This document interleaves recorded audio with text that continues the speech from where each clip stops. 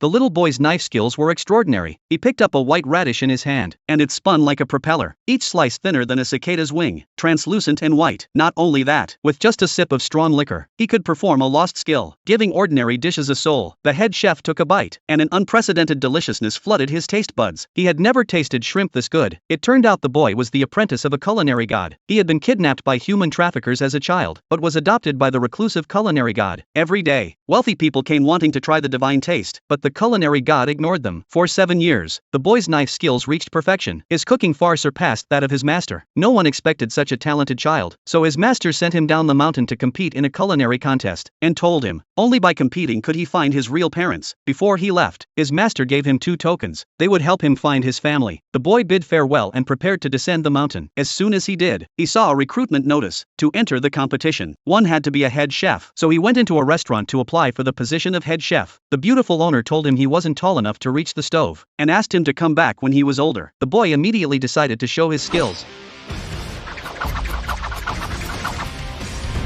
The owner stood frozen as she watched him work. She couldn't believe this little boy had such ability. But just then, a competitor from a rival restaurant came to mock her, saying her restaurant wasn't worthy of entering the competition, and should just quit. At that moment, the head chef of her restaurant served a new dish, confidently claiming he could win the competition. But the rival chef took one look, and pointed out the problem. The cooking time was off. The shrimp had a fishy taste. He mocked them for embarrassing themselves. Unexpectedly, the boy suddenly said he had a solution. The rival's owner almost laughed out loud, a little kid daring to make such a claim. But the next second, the boy grabbed a bottle of white wine.